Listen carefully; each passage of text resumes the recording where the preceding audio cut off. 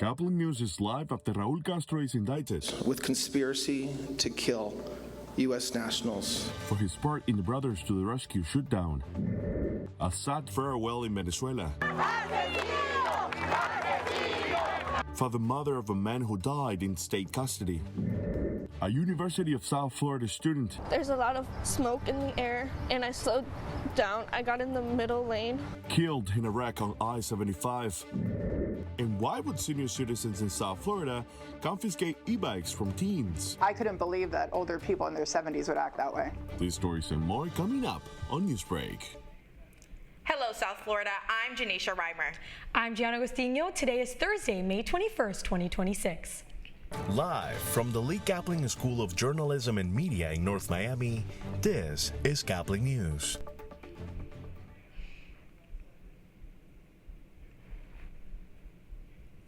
The incident against Raul Castro was announced right here in Miami. It stems from planes being shot down 30 years ago.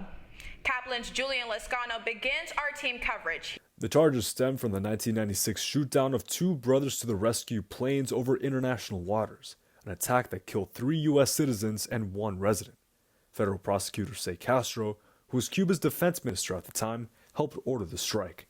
The Justice Department unsealed a superseding indictment charging Castro and 5 others with conspiracy to kill U.S. nationals, murder, and destruction of aircraft. Charging Raul Castro and several others with conspiracy to kill U.S. nationals. The announcement came during a ceremony honoring the victims, Carlos Costa, Armando Alejandro Jr., Mario de la Peña, and Pablo Morales. For many in Miami's Cuban-American community, the indictment represents a long-awaited moment of accountability.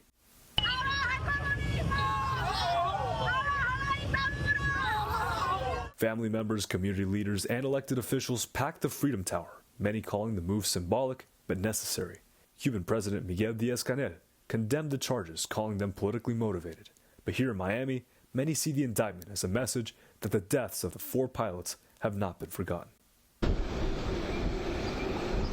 And the Justice Department says it already has one of the co-defendants in custody, but Raul Castro is still in Cuba. It's not yet sure whether they'd be able to take them to trial here in the United States. Reporting in downtown Miami, for Caplin News, I'm Julian Scott. Reactions are pouring in this morning after the announcement of Raul Castro's criminal charges.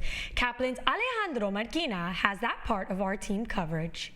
We're outside Freedom Tower in downtown Miami, where members of the Cuban community gathered to celebrate Raul Castro's indictment on Wednesday, with many of them saying this could be the first step towards freedom in the island.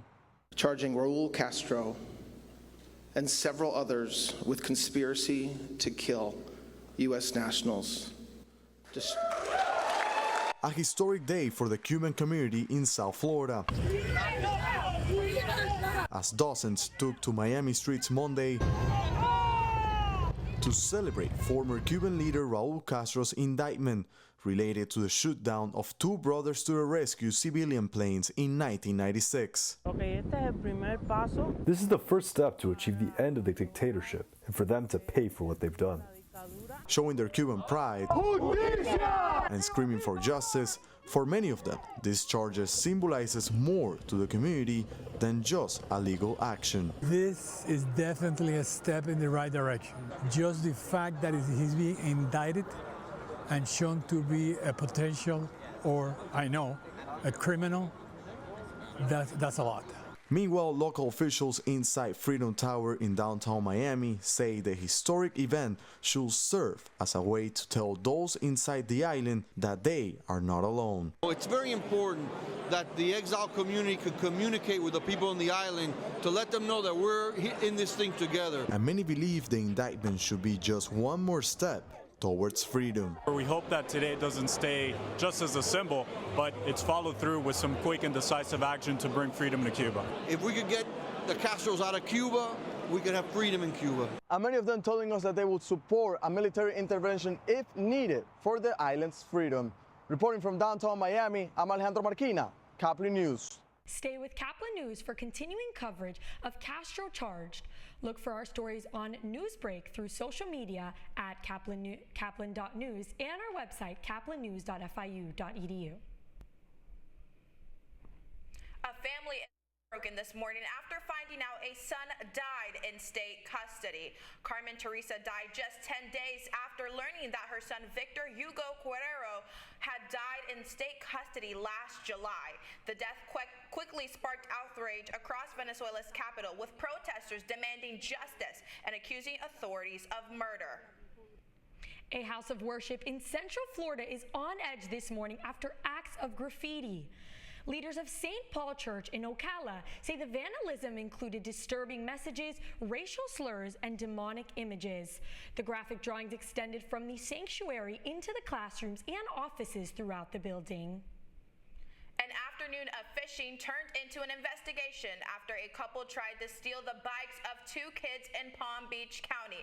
Newsbreak alum and WPTV reporter Zatali Solashi has the story of the Jupiter area. According to investigators, the minors took the bikes to their driveway. The couple says they were moving them to the garage like they previously did with another teen caught fishing in the pond. I couldn't believe that older people in their 70s would act that way. All they had to do was say, you're trespassing. We don't allow fishing here. This is a private HOA community. Can you please leave? Deputies say when one of the teens tried to get it back, Frederick slapped his hand away. And Frederick refused dispatch's several requests to return the bikes. Did your son feel threatened or scared at any point? He did, because he was not able to call me until after. Nobody has the right to put their hands on young children. Nobody has the right to steal other people's property. Melissa is now pushing for harsher charges. It should have been a felony. It's very upsetting as a mom, because you want to let your kids be able to ride bikes and fish and do things that we did when we were growing up. But I feel like, the world's very unsafe. So I went to the minors' home for comment and got no response. Court records show Frederick is facing charges including petty theft and simple battery, and Deborah is being charged with petty theft. Both are scheduled to appear in court Wednesday. I hope that these people are punished properly, and I hope that they don't harass children anymore. The Marlins looking to avenge a loss. That's still ahead, and so is this story. A traffic tragedy involving a student. Newsbreak will be back in 2 minutes.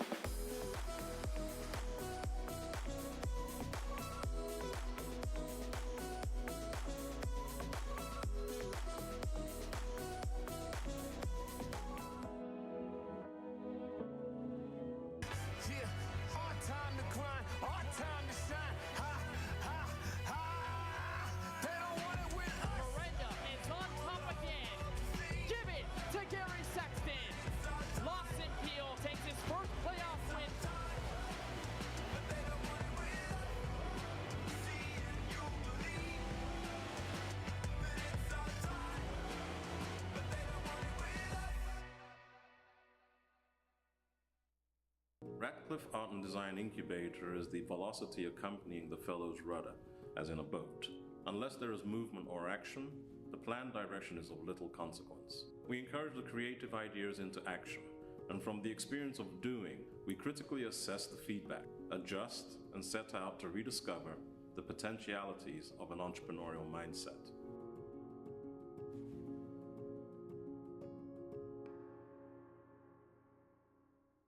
STEM is precise, no margin for error. Dare to forget that. Dare to have fun with it. Get weird with it. Dare to send those old STEM theories flying past the neighbor's house into outer space. Dare to program something internet-breaking, record-breaking. Dare to blow their minds. Dare to learn the difference between sedimentary and metamorphic rock. Go find those rocks. Dare to keep daring. Dare to STEM. Check out She Can STEM to get started.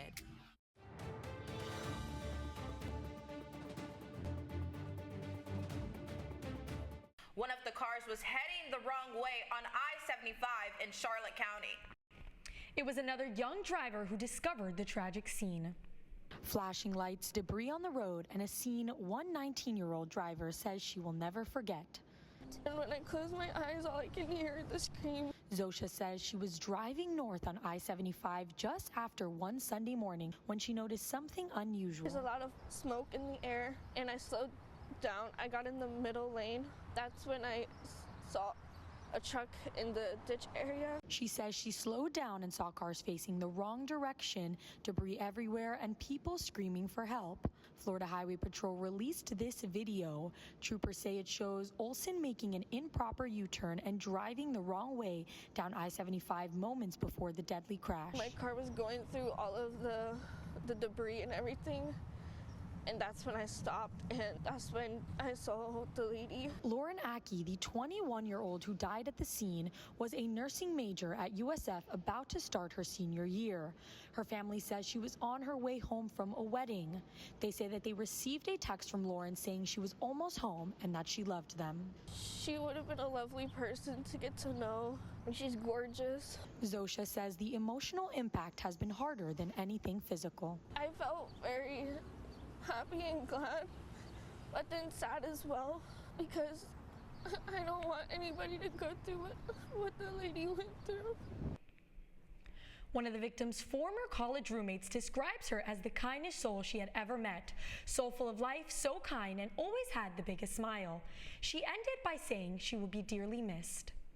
This morning, after the Atlanta Braves took the crown from the Fishes after defeating them 9-1, led by a dominant 7th inning by Chris Sale, who struck out 8 and only allowing 1 run. Austin Riley and Dominic Smith both homered 1 and had 3 runs to seal the win for the Braves. You're watching Newsbreak, and we are coming right back.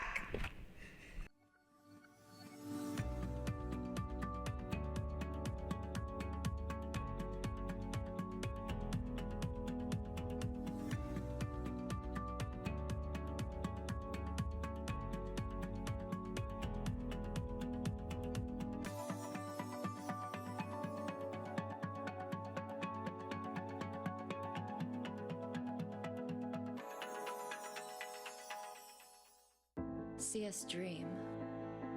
See us remember. See us protest.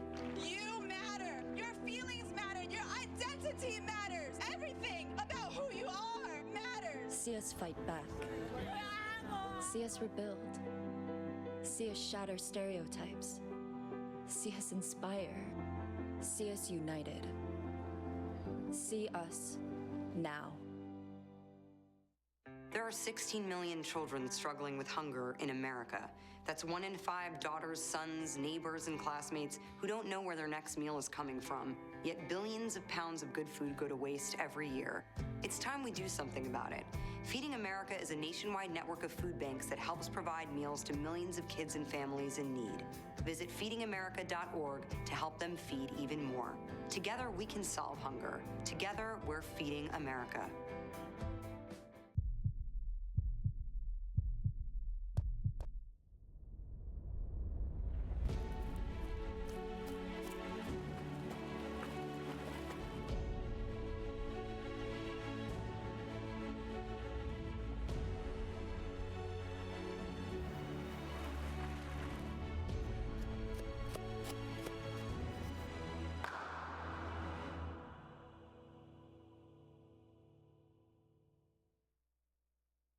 That's all the time we have for Newsbreak. I'm Gianna Gustino.